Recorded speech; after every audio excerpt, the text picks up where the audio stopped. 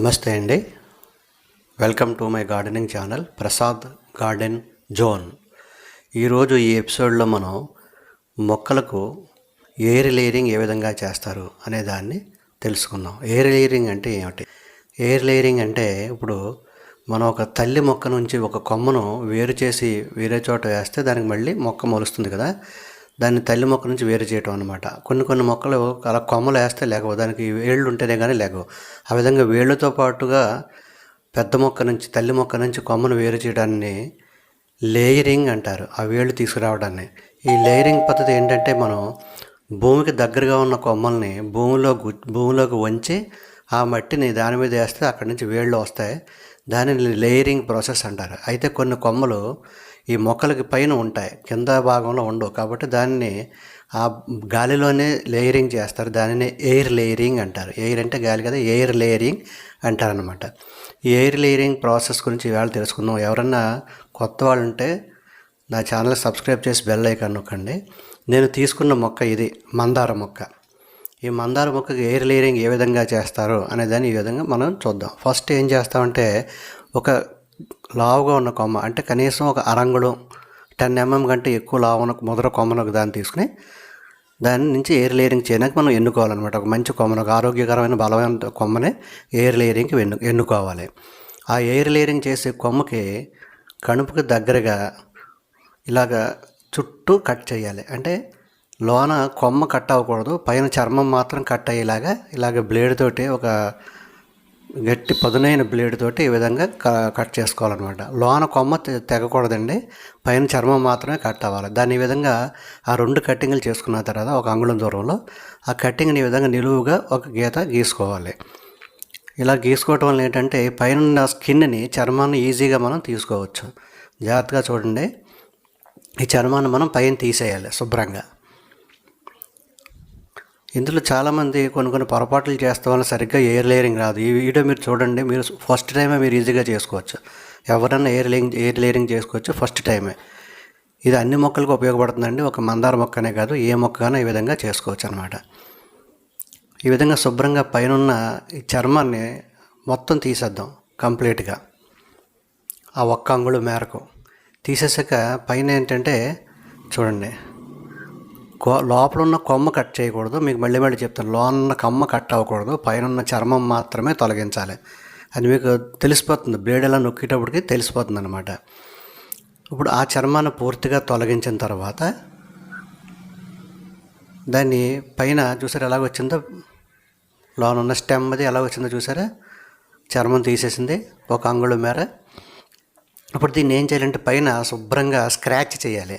ఆ బ్లేడ్ తోటే శుభ్రంగా స్క్రాచ్ చేయాలి. ఎందుకు స్క్రాచ్ చేయాలంటే ఒక సన్నటి పొర ఉంటుందండి, ఇక్కడే చాలామంది తప్పు చేస్తారు. ఈ పొర జాగ్రత్తగా తీయకపోతే ఏమవుతుందంటే మళ్ళీ పైన బెరడు వచ్చేస్తుంది, మళ్ళీ స్కిన్ వచ్చేస్తుంది పైన. ఆ పొర ద్వారా మళ్ళీ పైన స్కిన్ ఫార్మ్ అయిపోతుంది, అక్కడ ఏళ్ళు రావన్నమాట. కాబట్టి ఆ పొరని జాగ్రత్తగా స్మూత్గా అలాగే రబ్ చేసి క్లీన్ చేసి తీసేయాలి. ఆ సన్నపాటి పొరలాగా ఉంటుంది, కంటికి కనపడుతుంది. ఇలా మీరు గోకుదా ఉంటే అటు ఇటు చిన్న పీసులు కింద వస్తుంది అనమాట.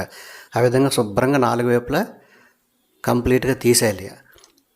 అలా తీసేసిన తర్వాత దాని మీద మీ దగ్గర ఉంటే ఏదైనా రూటింగ్ హార్మోన్ ఏదైనా వేయండి. రూటింగ్ హార్మోన్ గురించి నేను ఆల్రెడీ ఒక వీడియో చేశాను కదా, అందులో ఏదో ఒక రూటింగ్ హార్మోను వేయండి. దీనికి శుభ్రంగా అద్దండి, చుట్టూ దానికి అంటించండి. లేదంటే ఏం ప్రాబ్లం లేదు, మామూలుగా అలా ఉంచేసినా కూడా వస్తాయి. రూటింగ్ హార్మోన్ ఉంటే కొంచెం త్వరగా వస్తాయన్నమాట. ఇవి నేను చెప్పాను కదా, ఈ విధంగా పొరపాటు ఇక్కడే చేస్తారు. ఈ స్కిన్ జాగ్రత్తగా తీయకపోతే, లోన రబ్ చేయకపోతే ఆ స్కిన్ లోపల మళ్ళీ ఈ 2 పక్కల ఉన్న స్కిన్ మీదకి ఒక పొర కింద వచ్చేసి వేళ్ళు రావన్నమాట. అప్పుడు మనకు ఫెయిల్ అవుతుంది ఎయిర్ లేయరింగ్. కాబట్టి జాగ్రత్తగా క్లీన్ చేయాలి. క్లీన్ చేసిన తర్వాత దానికి రూటింగ్ హార్మోను అప్లై చేయాలి. రూటింగ్ హార్మోన్ల గురించి చెప్పాను కదా మీకు. ఆ రూటింగ్ హార్మోన్ అప్లై చేసిన తర్వాత ఇప్పుడు మనం దీనికి ఇక్కడ మట్టిని పెట్టాలన్నమాట. మనకు వేళ్ళు రావాలి కదా, వేళ్ళు రావాలంటే మట్టి పెట్టాలి. ఆ మట్టిని ఎలా తయారు చేసుకుంటామో చూడండి. మిక్సింగ్ మట్టిని డైరెక్ట్గా పెట్టేయచ్చు. మట్టి కానీ సరిగ్గా లేకపోతే, అంటే బాగా జిగురుగా మట్టి కానీ అలా ఇసుకలా ఉన్న మట్టి కానీ పెట్టకూడదు, మీడియంగా ఉండాలి. కాబట్టి కొంచెం జిగురు మట్టి ఉందనుకోండి, దాన్ని ఇలాగా ఆ మట్టిని కొంచెం నీళ్ళు వేసి కలిపి దాంట్లో కోకోపీట్ కలుపుకోండి. కోకోపీట్ కానీ పీట్ మాస్ కానీ అలాంటిది ఏదైనా, అంటే నీరుని పట్టి ఉంచేది అనమాట. నీటిని లైట్గా తడి ఉండేలాగా పట్టి ఉంచేది. గుల్లగా ఉండటానికి వేళ్ళు బాగా పాతుకున్నాకే దీంట్లో సమానంగా కోకోపీట్ కలిపాను చూడండి. కోకోపీట్ కలిపిన తర్వాత ముద్ద ఎలా వస్తుందో చూడండి, ఆ విధంగా రావాలన్నమాట. గమ్మిగా కాకుండా, గమ్ లేకుండా ఆ విధంగా రావాలి. అలాగని లూజ్ సాయిల్ కింద విడిపోకూడదు. ఆ విధంగా పట్టుకునేలాగా ముద్ద చేసుకోవాలి. ఇప్పుడు దీన్ని ఏం చేస్తామంటే ఎక్కడైతే కటింగ్ చేసామో ఆ కటింగ్ చుట్టూ దాన్ని అప్లై చేసుకోవాలన్నమాట. ఏ విధంగా దాన్ని పెడతాం అనేది చూడండి. ఒక ప్లాస్టిక్ కవర్ తీసుకుని ప్లాస్టిక్ కవర్ లోపల ఇది పెట్టి మనం ఏ కొమ్మకైతే ఎయిర్ లేయరింగ్ చేయాలో, ఏ పార్ట్లో చేయాలో ఆ పార్ట్ దీంట్లో పూర్తిగా మునిగే విధంగా, పూర్తిగా ఇంట్లో కవర్ అయ్యే విధంగా పెట్టి ఆ ప్లాస్టిక్ కవర్ని గట్టిగా కట్టేయాలి. ఈ ప్లాస్టిక్ కవర్ కట్టేటప్పుడు లూజ్గా ఉండకూడదండి, చాలా గట్టిగా కట్టాలి.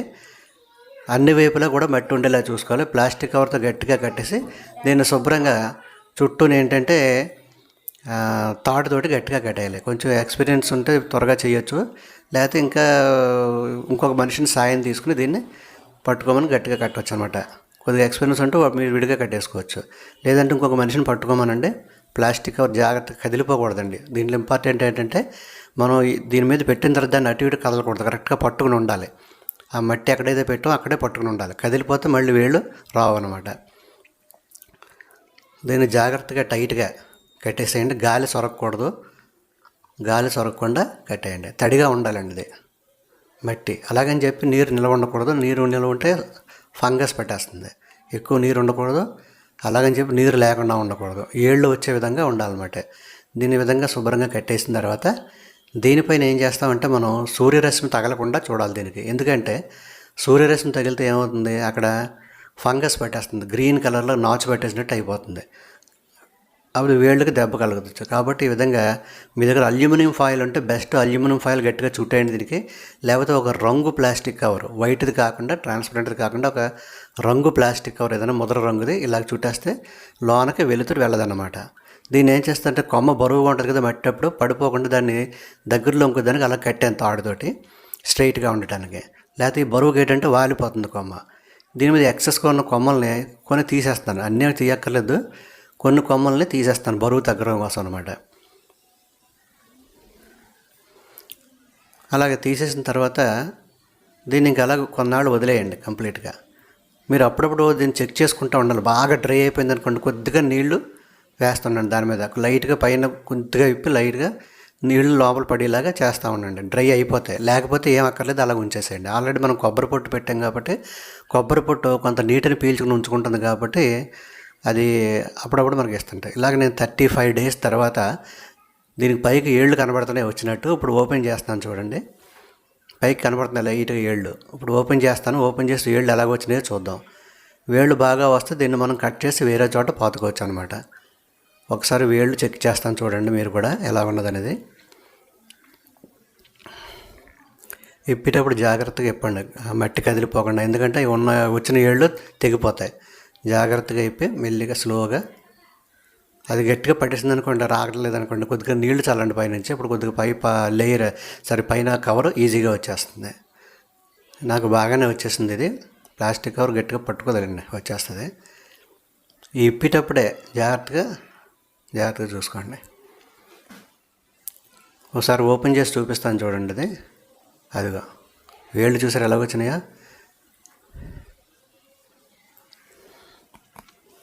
అంటే బాగానే సక్సెస్ఫుల్గా అయ్యింది. ఇది సెకండ్ టైం అన్నాక, ఫస్ట్ టైం నేను కూడా ఫెయిల్ అయ్యాను. నేను ఎక్కడ ఫెయిల్ అయ్యానంటే అది సరిగ్గా చర్మం తీసేసిన చోట సరిగ్గా దాన్ని స్క్రాచ్ చేయలేదు. చూసారు ఏళ్ళు ఎంత బాగా వచ్చినాయో, శుభ్రంగా బ్రహ్మాండంగా ఏళ్ళు చాలా పొడవుగా వచ్చినాయి. ఇప్పుడు దీన్ని ఏం చేస్తారంటే కింద కట్ చేసేస్తాం. అక్కడికి కట్టర్ తోటి అక్కడ కట్ చేసేసి దీన్ని మనం ఎక్కడ పాతుకోవాలి అక్కడ పాతుకోవచ్చు అనమాట.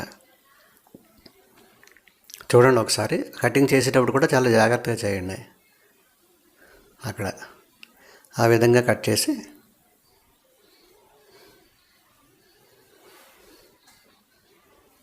కట్టర్ కొద్దిగా ఇబ్బంది పెడుతుంది. వచ్చేస్తుంది ఏమండి.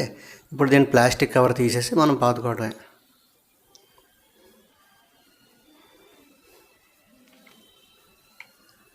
చూసారా ఒకసారి. ఇప్పుడు చూడండి, ఓపెన్ చేసి చూపిస్తాను ఎంత బాగా వచ్చినాయో వేళ్ళు.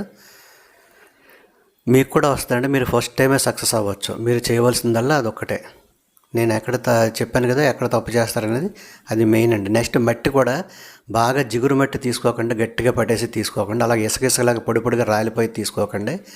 ఈ విధమైన మట్టి మిశ్రమాన్ని మీరు కలుపుకొని ఇందులో మట్టికి ఎరువు కలపకండి. వెర్మి కంపోస్ట్ అలాంటి కంపోస్ట్లు ఏమి కూడా ఈ మట్టిలో కలపకండి. ఓన్లీ మట్టి, కోకోపిట్. మట్టి బాగుంటే కోకోపిట్ కూడా అక్కర్లేదు, డైరెక్ట్గా పెట్టేయచ్చు. కొంతమంది ఎక్కువ కోకోపిట్ పెట్టి కొద్దిగా మట్టిగానే వేస్తారు, అలాగైనా పర్వాలేదు. ఈ విధంగా వచ్చింది సార్. దీన్ని డైరెక్ట్గా మనం ఇప్పుడు పాతేసుకోవచ్చు. ఇది కుండీలో ఖాళీ ఉందండి, ఫస్ట్ ఇందులో పాతేస్తాం, తర్వాత చూద్దాం.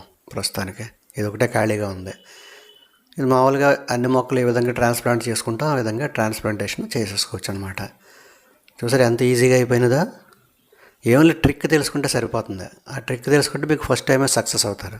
నేను ఫస్ట్ టైం వేళ్ళు రాలేదు, నాకు గెరడు వచ్చింది అక్కడ. అప్పుడు ఏంటంటే ఎందుకు వచ్చిందని చెప్పేసి చూస్తే ఇదనమాట, అక్కడ స్కిన్ సరిగ్గా స్క్రాచ్ చేయలేదు. చేసాను చేయటం, కానీ సరిగ్గా చేయకపోవడం వల్ల అక్కడ బెరడు వచ్చేసింది, మళ్ళీ ఏళ్ళు రాలేదు. రెండోసారి ఈ విధంగా చేశాను, చక్కగా వచ్చిన ఏళ్ళు ఇప్పుడు పాతేస్తాను అనమాట. ఈ వీడియో మీకు నచ్చింది అనుకుంటున్నాను. నచ్చితే ఈ వీడియోని లైక్ చేసి మీ ఫ్రెండ్స్కి షేర్ చేయండి. అలాగే వీడియో నచ్చిందో లేదో కామెంట్ పెట్టండి. నెక్స్ట్ కొత్త వాళ్ళు ఎవరైనా ఉంటే సబ్స్క్రైబ్ చేసి పక్కన ఉన్న బెల్ ఐకాన్ నొక్కండి. పైన ఆల్ అని వస్తుంది, దాన్ని కూడా నొక్కండి. నేను కొత్త వీడియోలు చేసినప్పుడు మీకు నోటిఫికేషన్ వస్తుంది అనమాట. లేకపోతే మీకు నోటిఫికేషన్ రాదు. చాలామంది సబ్స్క్రైబర్లు బెల్ ఐకాన్ నొక్కట్లేదు, ఎప్పుడో చూస్తున్నారు. ఆ అవకాశం ఆ ప్రాబ్లం లేకుండా మీరు ఎప్పటికప్పుడు చూసే విధంగా బెల్ ఐకాన్ నొక్కి పైన ఆల్ అని కూడా నొక్కితే మీకు అన్ని నోటిఫికేషన్ వస్తాయన్నమాట. ఓకే అండి, థ్యాంక్ యూ.